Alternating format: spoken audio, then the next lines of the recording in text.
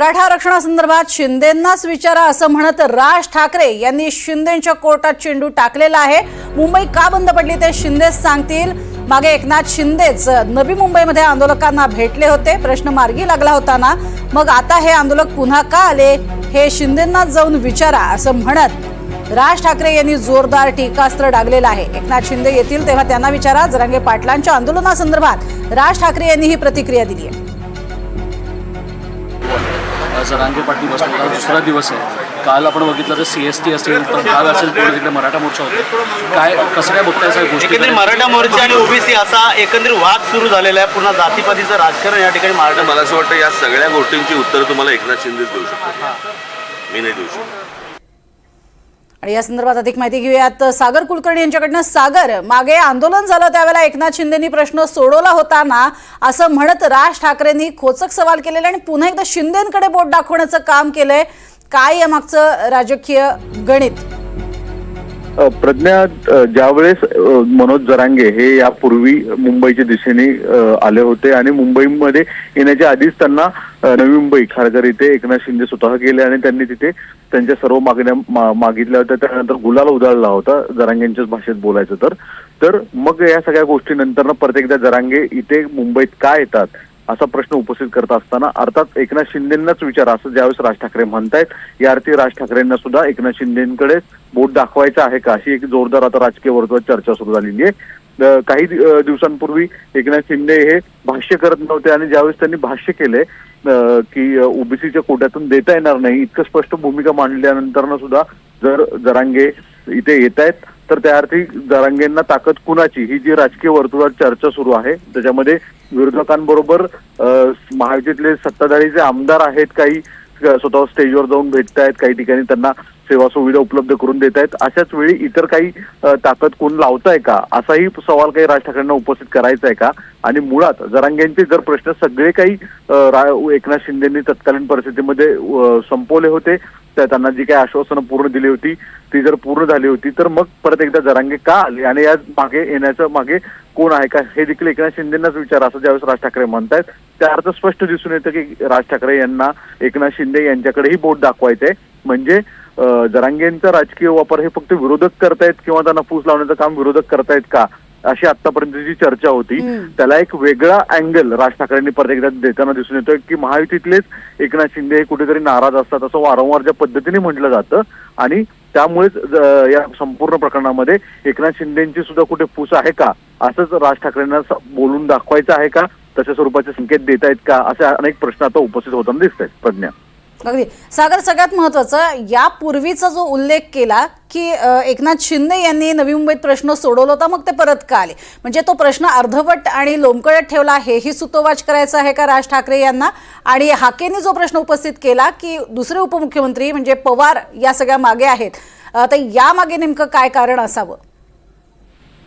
मुळात हाकेंचे आरोप हे वेगळ्या अर्थी आहेत। हाकेंचा आरोप हा थेट आज पवार कुटुंबियांकडे रोख दाखवणार आहे। दुसरीकडे राज ठाकरेंनी मात्र आवर्जून एकनाथ शिंदेचं नाव घेतलेलं आहे।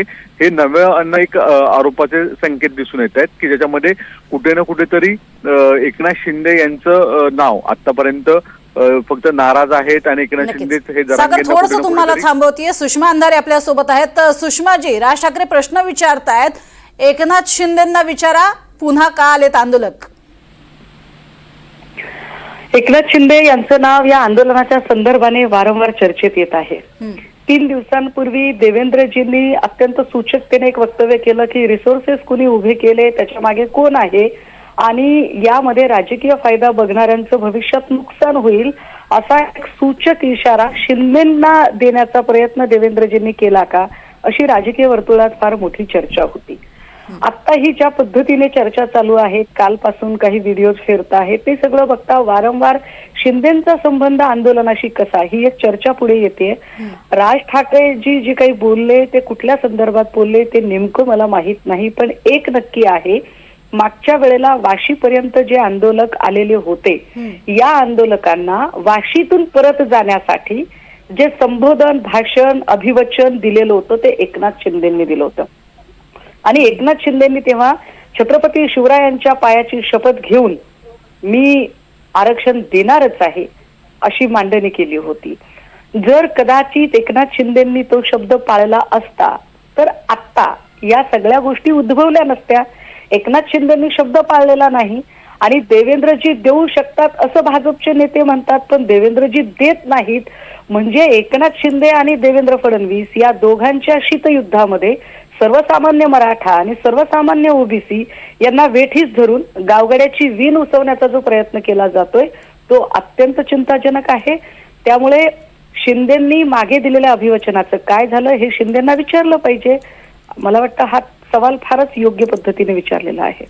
बरं, पण यामध्ये विरोधक खरं तर यात सगळ्यात पाठीशी आहेत असं वारंवार म्हटलं जात होतं, पण तुम्हालाही असंच खरंच वाटते की शिंदेच या मागे आहेत आणि त्याचं काय मग प्रमुख कारण? नाही, हे बघा, याच्या पाठीमागे कोण आहे असं म्हणून आपण मराठा आंदोलकांचा अवमान करू नये. परंतु एक नक्की की काल जी अमित शाह आल्यानंतर जी बैठक झालेली होती त्या बैठकीमध्ये सुद्धा एकनाथ शिंदेंच्या तक्रारीचा पाढा वाचला गेला अशी एक माहिती मिळते.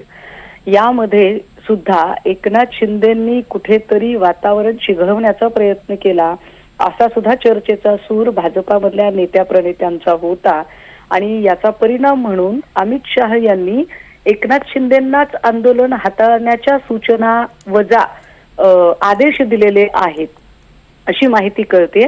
आता हे सगळं का आणि कसं घडतंय याचं मात्र अजूनही सर्वसामान्य लोकांना पडलेलं कोडं आहे आणि हे कोडं मला वाटतंय भाजपने सोडवायला हवं.